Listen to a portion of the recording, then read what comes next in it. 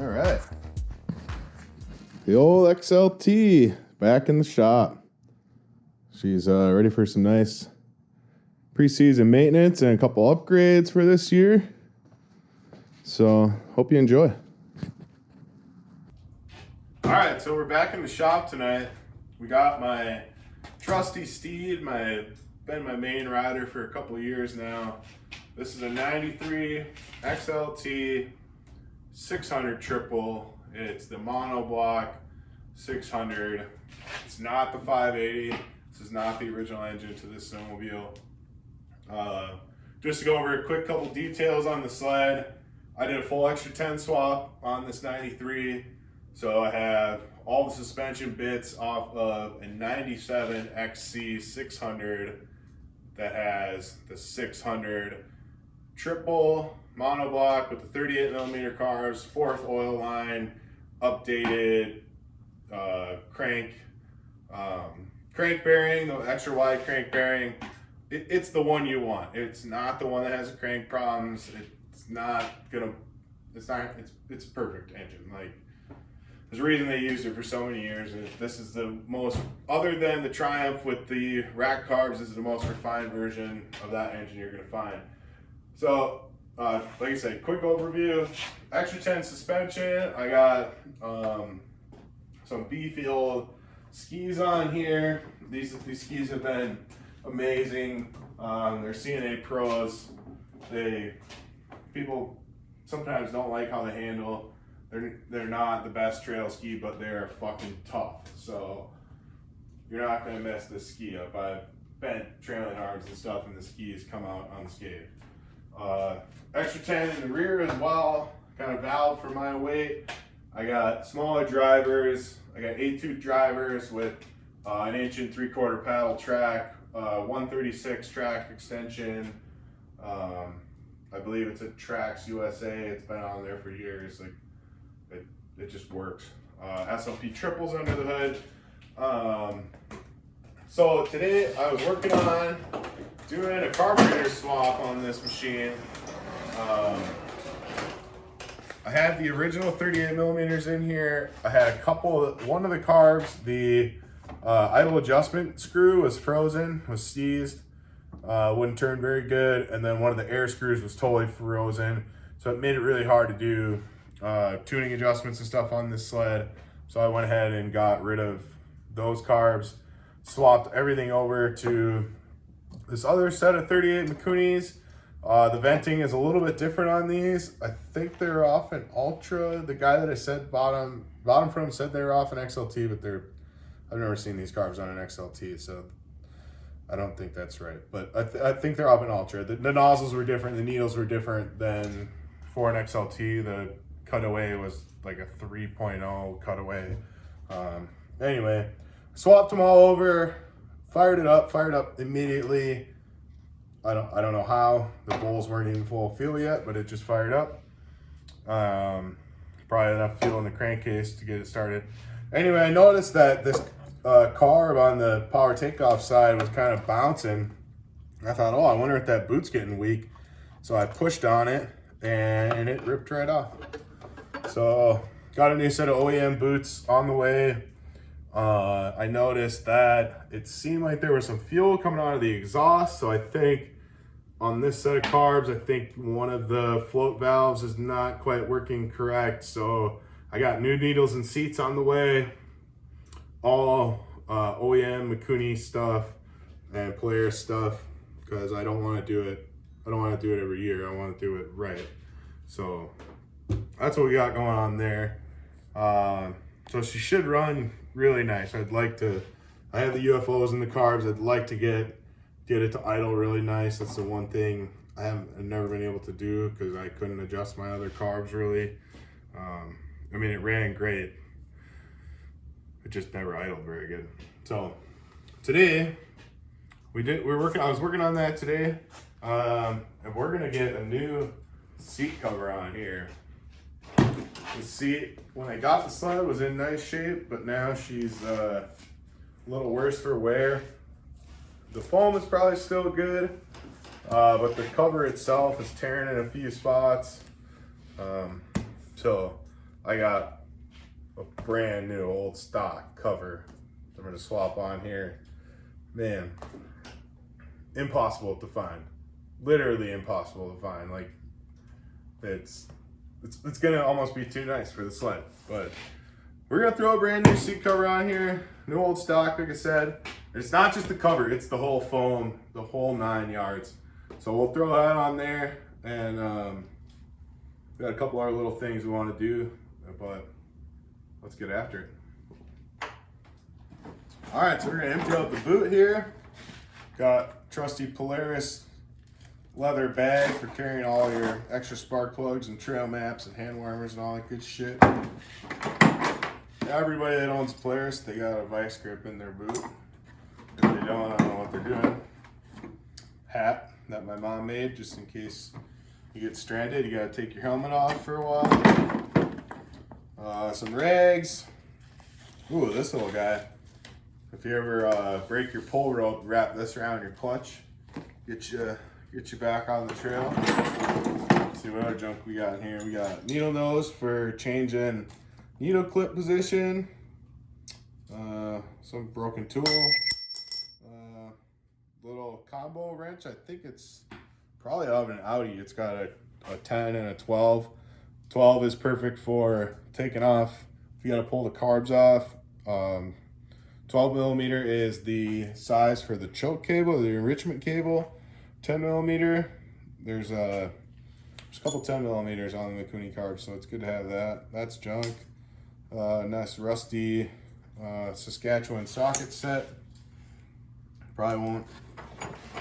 Hopefully you don't need that. A plug that's probably not any good anymore because it's rolling around in there by itself.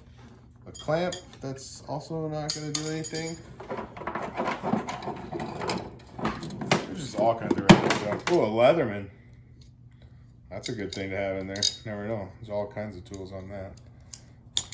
Another spark plug that's probably junk. A good clamp. Oh, this is part of a vice grip. Could be handy. Another plug that's junk. And it looks like just a couple pieces of paper, plug boxes. All right, so we got all the junk out of the boot. We'll go ahead and pop the screws off that are holding the seat in place, and then we'll get the new one on there. Got 7/16 mounted up in the Makita. We're gonna pop these couple bolts out of here.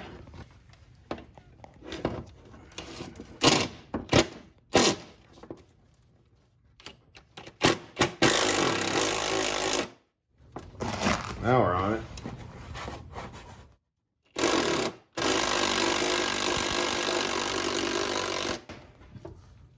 Oh, she is spinning.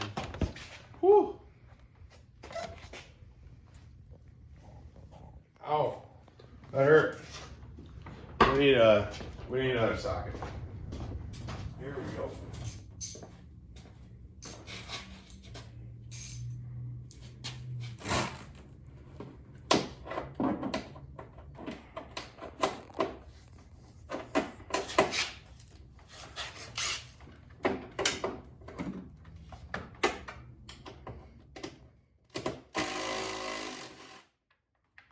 There we go.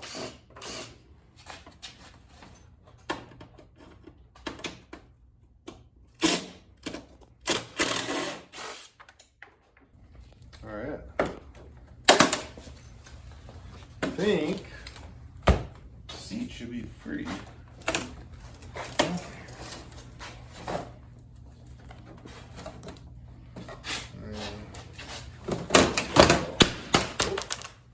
Drop test. Let's plug the wiring harness. There. And it looks like I got some wiring to deal with here. I think I got it spliced inside of this cable here. So we'll cut that zip tie off there. See what's going on underneath. Oh.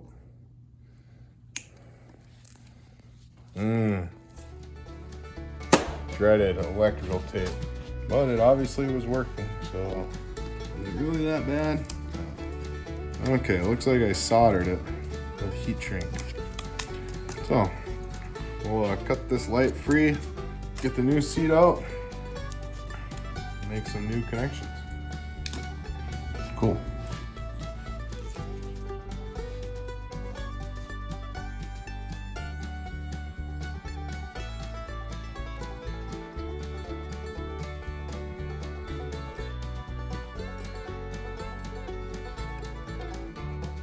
All right, so we're gonna get our new seat off the shelf.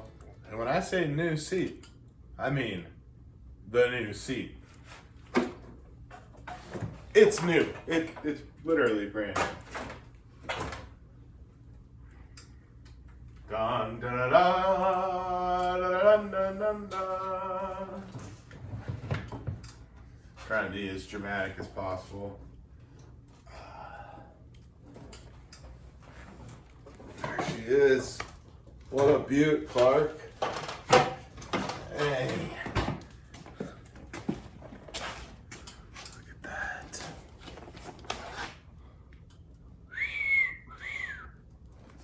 It's a beauty. Oh, now that our paint's dry, basically, we don't have a new front cover, unfortunately, but this one's in pretty decent shape. So basically, you know, test fit it. She's literally a factory seat, so it fits just like a factory seat. So we'll get her all wired up, plugged in. We'll be good to go.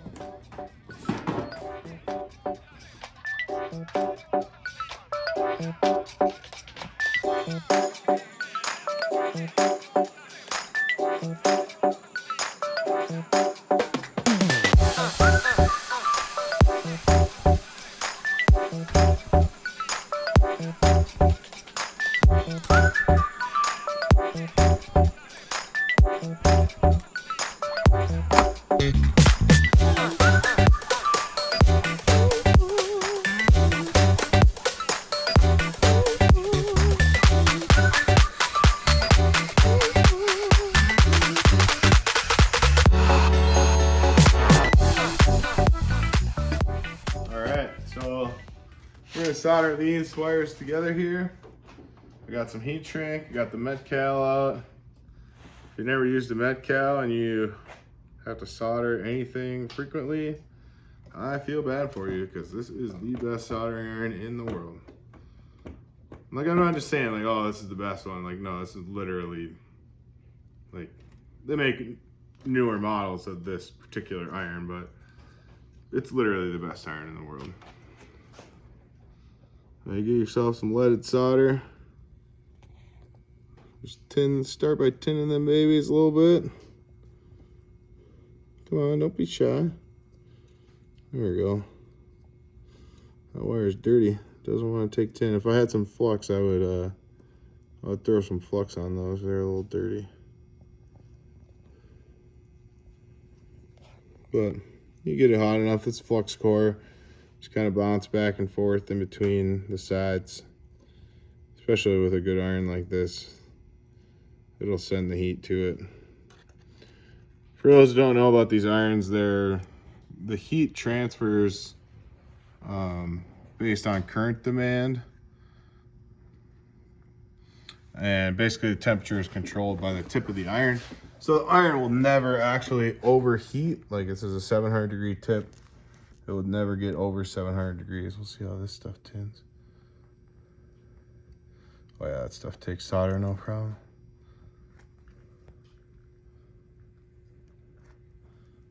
Yeah. That stuff tins up nice.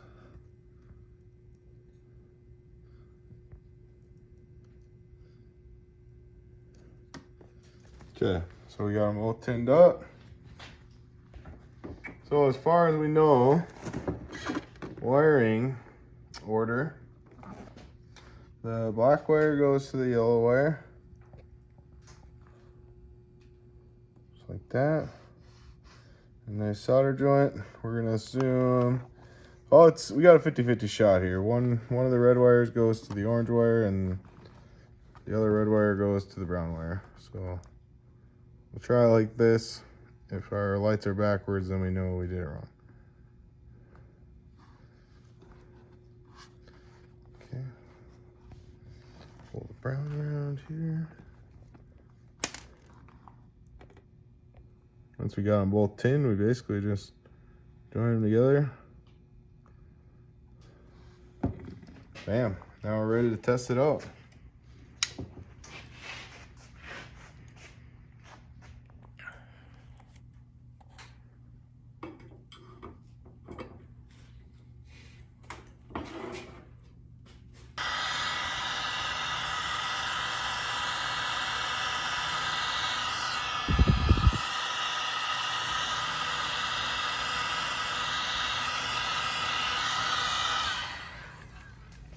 Alright, plugging the seat in. Down here, we got the tail light all wired up.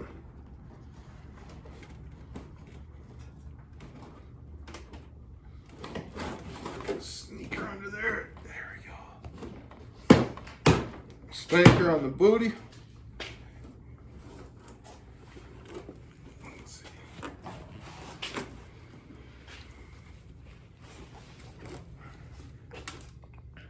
Leave the light cord and something like that.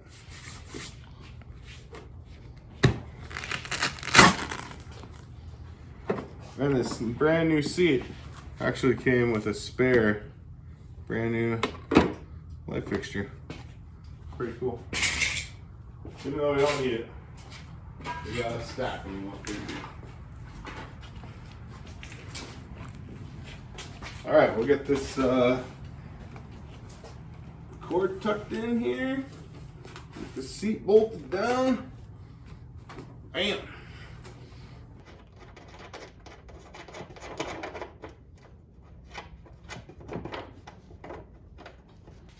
Got one of them started. Using some different carriage bolts that my work was throwing away.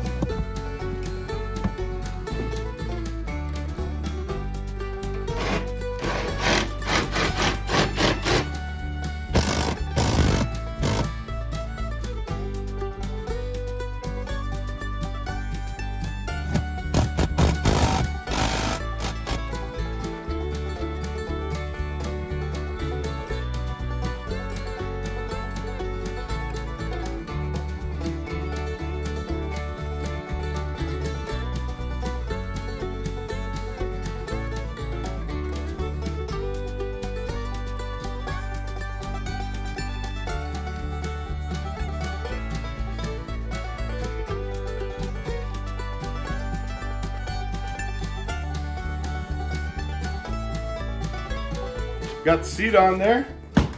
She is nice and solid. And man, does it look good. I haven't even put any treatment or anything on it yet. That baby is shining.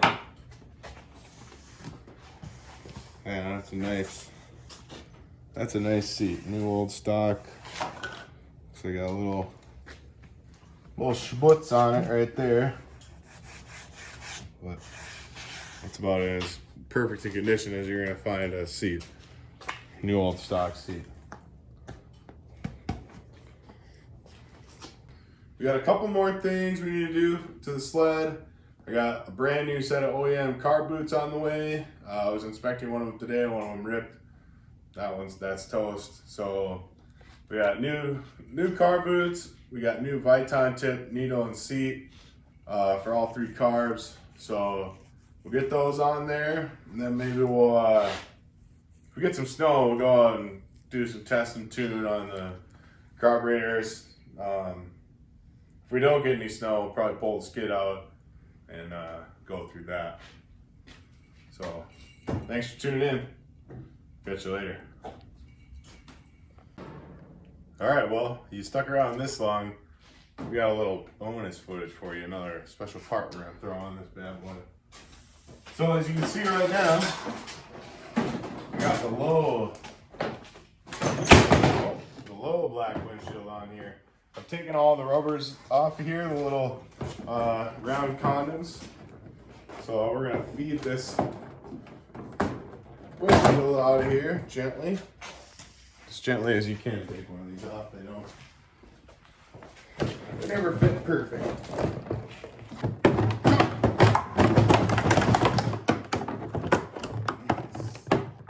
Sucker does not want to come out of there. Just will not come out of there. Oh, broken now.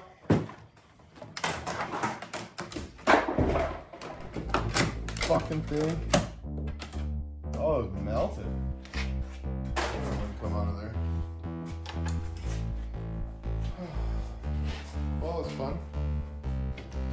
Alright, well, I guess we'll put the new windshield on. Oh, that was fun.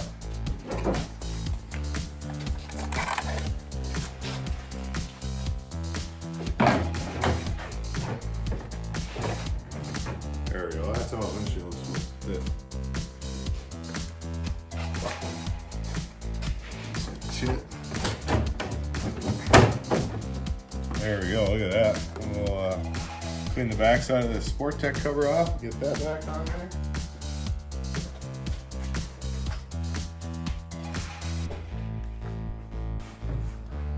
Alright, we got the headlight cover in there.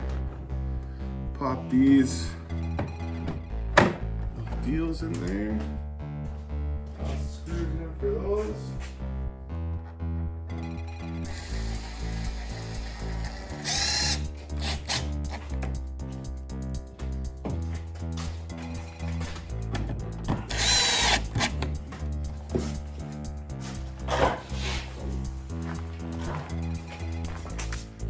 Throw the little condoms on underneath. Got a pocket full of rubbers here. Ready for anything the world throws at me.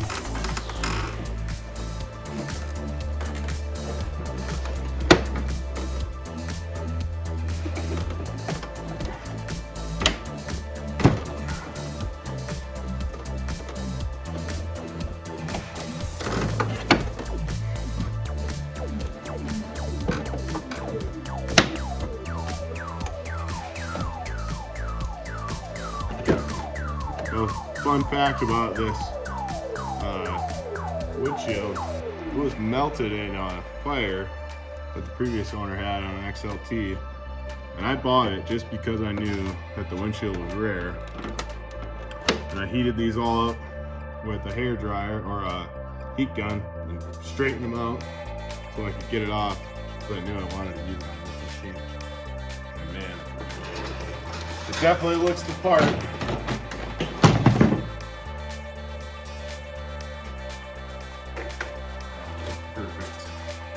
Perfect match.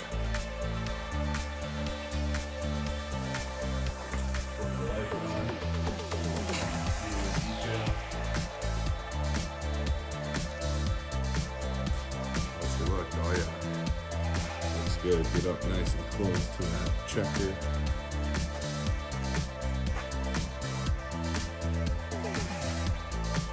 That purple match is damn near perfect.